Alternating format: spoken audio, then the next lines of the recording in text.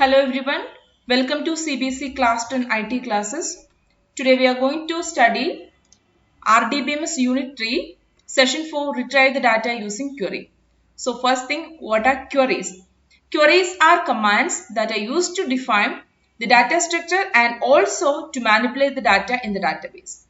For using SQL, we have two types of queries, DDL and DML. DDL means data definition language. DML is data manipulation language. So DDL is defining the structure of the table or defining the structure of the database. DML is manipulating the data. Manipulating here means like if you want to change something, if you want to update something, modify something, you want to insert something into the already defined structure, that queries are coming under the data manipulation language. In this video, we will be studying retrieving the data. So select is a statement that used to retrieve the data from the database. There are other statements also. So select is coming under the DML, data manipulation language. So there are mainly two clauses that we can use along with the select statement, that are where and order by clause. So the first statement we are going to use is select star from table name. What is the meaning of select star? Star means all. If you want to retrieve all the data from the table, we are using select star from table. So this is my database, class 10 database. I am going to show you all my tables. So you can see tables, queries, forms and reports here. So here I have three tables, address, student and student 1. So I am going to apply some query. So we have to click this query section and create query in SQL view. So we are going to do in SQL view. So when I am clicking that option, we will get a window like this. So here we can write my command, select star from, my table name is student. I am using my table student here. Select star from student. So what is the use of this statement? It will be retrieving all the data from all the columns from the student table. How we can run this command? You can run by pressing F5 or you can just press this icon. I am running this query. So you can see that all the elements in the table is present here. So we have 1, 2, 3, 4 columns. Columns are also known as attributes or field, as well as we have 0, 1, 2, 3 rows. Rows are known as records or tuple. So here you can see ID is my primary key. You can see ID is my primary key because it is uniquely identifies the row in a table. So this is just about a query, select star from student. So we can use another query.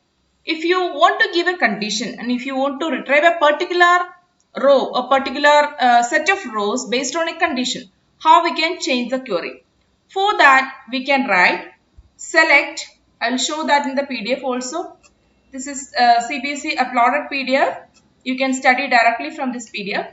So if you want to apply a particular condition and according to the condition, if you want to retrieve something, we are using this where clause. So there is an example given here. Select star from SDTLs where color equal to blue. So here in this example, this is explaining about retrieving all the data from SDTLs is the name of the table where color equal to blue or condition it is giving. So I am going to apply a condition. Select star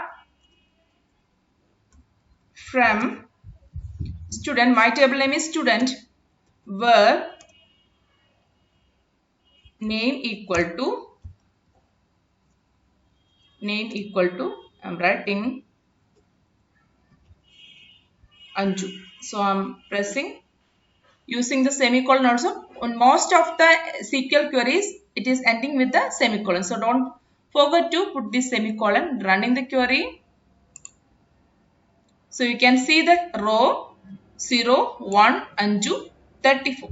So here I am specifying name equal to Anju. So I got that particular row only. If I am specifying some other name, it will be retrieving that row. So this is how we are specifying the data. You can, at the place of star, you can change something. You can write the marks. I am writing marks. We can run this query. You can see the mark of Anju 34. So that means if I'm specifying star means it will give you all the columns. If I'm specifying a particular column name, it will give you according to that. So where is a clause will work according to a condition. Okay. So if you want to do something arranging my data according to some descending order or ascending order, you can use a clause order by. So how we can do that? So I'm applying the same condition here. Select star from student, order by. I'm changing the word clause and I'm writing order by